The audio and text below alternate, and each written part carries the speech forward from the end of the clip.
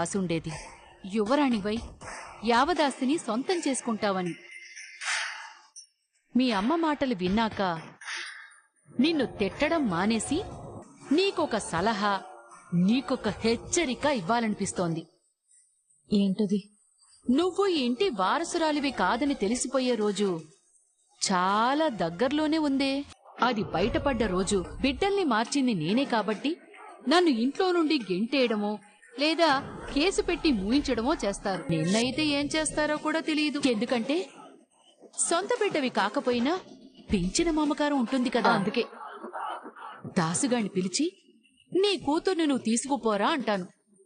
గ్రాని, జరగబోయేది అదేనే. అప్పుడు నీకు ఈ ఆస్తికి ఏ సంబంధం ఉండదు.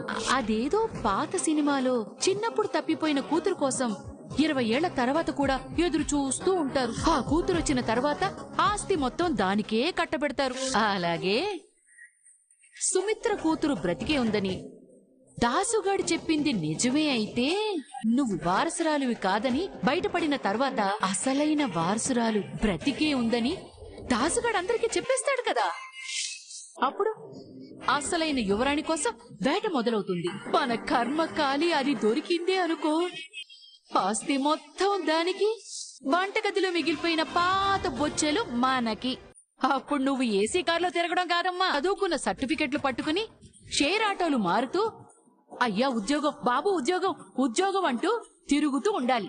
ఎందుకంటే దాసుగాడి దగ్గర డబ్బులు లేవు, 4 జుబ్బాలు తప్ప. కాస్త చిన్నగా మాట్లాడు గ్రాని. మాట్లాడుకోవడానికి ఏమీ మిగలేదే. నా మాట విని వీలైనంత త్వరగా పెళ్లి చేసుకో. కొంతలో కొంతైనా సేవ్ అవుతావు. ఏం చేయాలో నాకు తెలుసు గ్రాని. ఉసే ఉసే జో, నా మాట వినవే, మారవే. ఇదెందుకు మారుతుంది? దీనివన్నీ నా పోలికలే కదా. ఎక్కడేంటుంది? అయ్యో చెలమా, నీ పెళ్లి రోజని నీ మేనలుడు నీకిష్టమైన వంటకాలన్నీ తెప్పించాడు. ఇలా వచ్చి బావ పక్కన కూర్చో. అమ్మా నాన్న ఇలా పక్క పక్కన కూర్చుని భోంచేసి ఎన్ని రోజులైందో. మా మమ్మీ డాడీ కలిసి ఉండాలని నేను కోరుకున్నట్టు మీ అమ్మా నాన్న కలిసి ఉండాలని నువ్వు కోరుకోవడం లేదా? ఏంటి బావ ఆలోచిస్తున్నా? అమ్మా నాన్న కలిసి భోంచేశారు కానీ ఇలా పక్క పక్కన ఎప్పుడు కూర్చోలేదు. మనిద్దరి మనసులు ఒకేలా ఆలోచిస్తాయి బావ. డైనింగ్ టేబుల్ కళకళలాడిపోతుందనుకో. ఇగో జ్యోత్స్న పక్కన కూర్చో. ఎందుకండి? నువ్వు ఎప్పుడు అక్కడే కూర్చుంటావు కదా, నీ అలవాటు నేనెందుకు తప్పించాలి? కాంచన దశరథ వాళ్ళ జంటలతోనే కూర్చున్నారు కదా, నేను కూడా మీతోనే కూర్చుంటానండి. వెళ్ళమన్నానా? మీరు కూడా కూర్చోండి. మేము తర్వాత తింటాం లేదా. పెట్టేవాడి చెయ్యి ఎప్పుడు పైనే ఉంటుంది, అలాగే కారణమైన వాళ్లే ఎప్పుడు ముందుండాలి. నిన్నటి వరకు ఇల్లు ఎలా ఉందో అందరికీ తెలుసు. కడుపు నిండా భోజనం చేసి వాటికి 3వ రోజు. కానీ ఈరోజు ఆనందంతో ఆకలి చచ్చిపోలేదురా, రెట్టింపై. మీరిద్దరూ కూర్చుంటే ఇది నిజంగా విందు భోజనం అవుతుంది. అందరి జంటల్ని ఇలా చూస్తూ ఉంటే చెప్పలేనంత సంతోషంగా ఉంది. ఏమిటో జ్యోత్స్న మాత్రమే ఒంటరిగా మిగిలిపోయింది.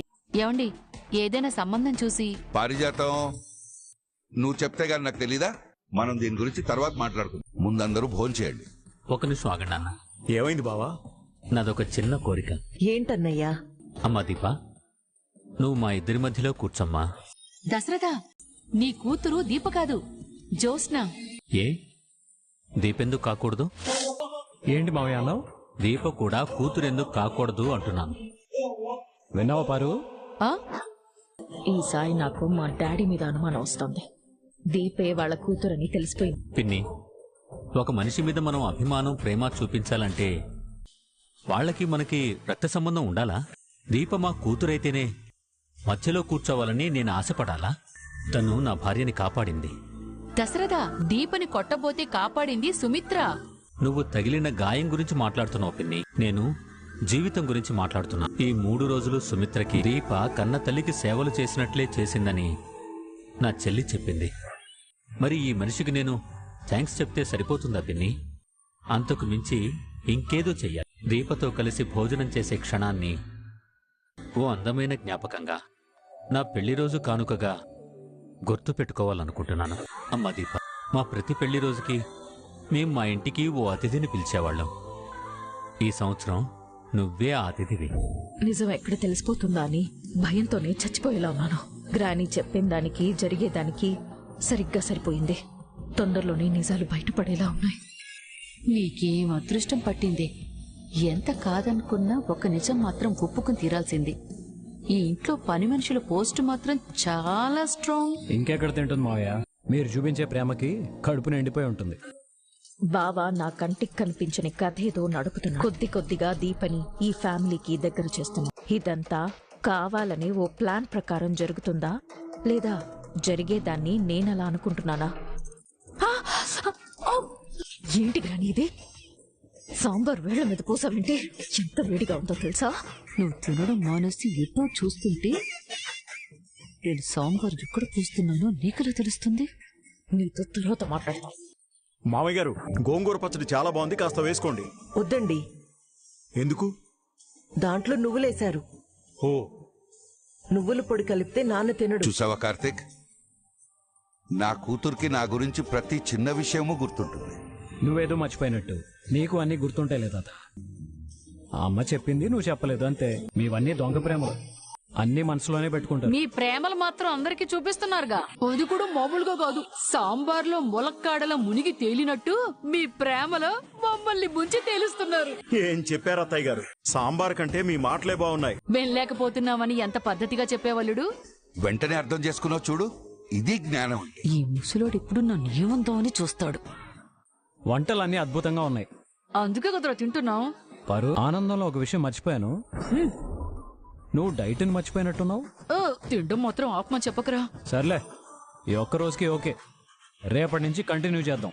అయితే అన్ని రుచులు ఈ రోజే తినేయాలన్నమా? లేదంటే రేపటి నుంచి మళ్ళీ కాకరకాయలు క్యారెట్లే. పిన్ని, కాస్త నెమ్మదిగా తిను. నీ కొడుకు నన్ను తినేవాడు కాంచనా? ఇదిగో నా వాదు నీకేం తెలుసు? దాహం వేస్తుందిరా అంటే పచ్చగొడ్డిని జ్యూస్ తీసుకొచ్చే రకం.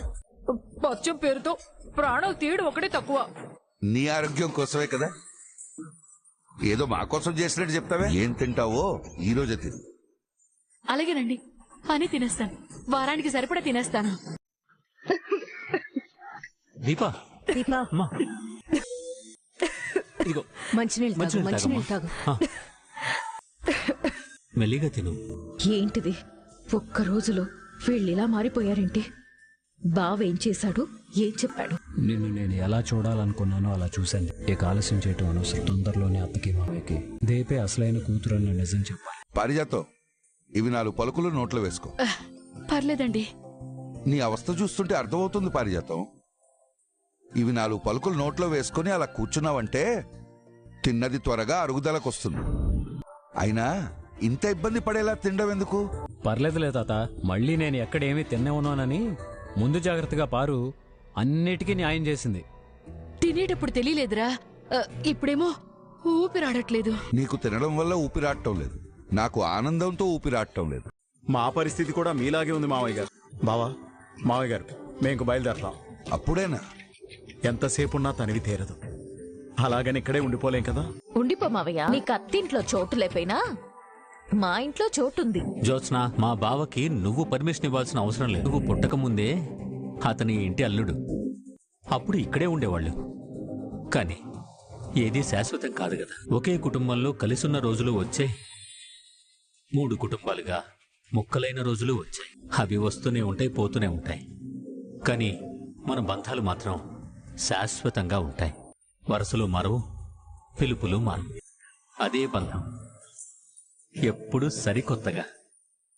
బాగా చెప్పావు దశ. మీరు మాట్లాడుతూ ఉండండి, నేను ఇప్పుడే వస్తాను. నువ్వే మాట్లాడవేంటి? నీకు సపోర్ట్ చేస్తే నన్ను చెయ్యంటావు. చెల్లెమ్మా, నువ్వు 2 రోజులు ఇక్కడ ఉండిపోకూడదు.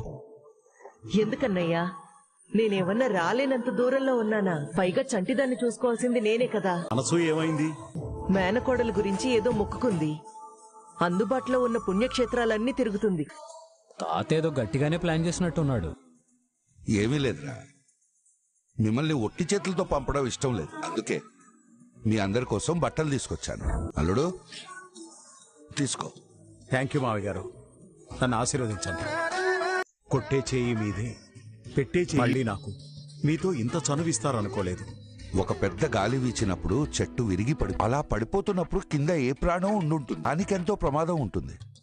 కానీ ఆ చెట్టు అదేమి పట్టి. మీ మామయ్య కోపం కూడా గాలికి విరిగి పడిపోయే ఆ చెట్టు లాంటిదే. అల్లుడు ఆలోచించే అంత సహనం, ఓర్పు, ఆవేశానికి ఉండదు. వదిలేండి మా, మీరు నాకు తండ్రి లాంటి వారు. తప్పు చేస్తే తండ్రి దండించాలి. ఇంకిది మర్చిపోండి. కలిసిపోతున్నారు గ్రాని. నా కడుపులోనే ఉంది నీ మనసు పరిస్థితి. కాంచనా, మీ అన్నయ్య పెళ్లి కానుకనుకో. నీ పలకరింపే నాకు కానుక నాన్న. మీ చిరునవ్వే నాకు ఐశ్వర్యం. ఆ దేవుడు నాకు చెల్లిని తల్లిని ఒక్కరిలోనే ఇచ్చాడు. మన బంధం ఈ జన్మతో ఆగిపోకూడదన్నయ్యా.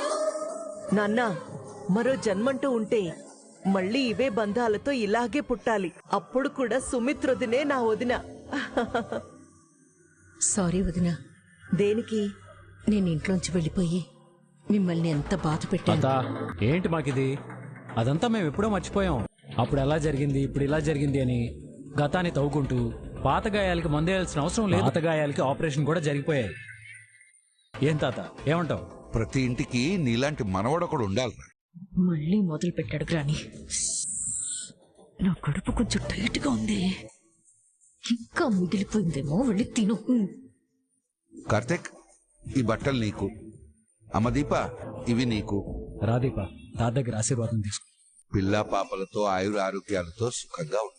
ఒక్కతే కదా కూతురు, పిల్ల పాప అంటారేంటి? నాన్న దీవెన ఫలించి నువ్వు అనుకున్నదే జరగచ్చేమో పిన్ని. నోరు తినేటప్పుడు కుదురుండదు, మాట్లాడేటప్పుడు కుదురుండదు. సారీ. మావయ్య గారు, మేము ఇంక బయలుదేరతాం. మీ అందరికి ఇప్పుడే చెప్తున్నాను, శ్రద్ధగా వినండి. అతి త్వరలోనే ఇంట్లో ఒక పెద్ద పార్టీ అరేంజ్ చేయబోతుంది. పిల్ల జల్లా మొత్తం తరలి రావాలి. అలాగే. మీ ఫ్యామిలీకి కూడా చెప్పు. ఆ, చెప్పేదేముంది మావయ్య గారు, అందరూ ఇక్కడే ఉన్నారు కదా. ఆహా, నేను పెద్ద కుటుంబం గురించి కాదు, చిన్న కుటుంబం గురించి చెప్పు. ఏదో కావేరి గురించి. నువ్వంతలా విడమరిచి చెప్పాల్సిన అవసరం లేదు, అందరికీ అర్థమైంది. అంటే వాళ్ళని కూడా మీరు? పరిజతం, ఒకరు మాట్లాడుతున్నారంటే వాళ్ళని పూర్తి చేయనివ్వడం మన కనీస ధర్మం. ఈ మాటల మధ్యలో దూరటం తగ్గిస్తే ఇంతలా చెప్పాల్సింది ఇంతలో చెప్పొచ్చు. చెప్పండి. చెప్పడానికి ఇంకేం లేదు, అందరికి అర్థమైంది. అంటే దాసు కూడా? దాసు, కాశీ, వాడు భార్య పేరేం పేరు? స్వప్న. ఆ స్వప్నాన్ని కూడా రమ్మనండి.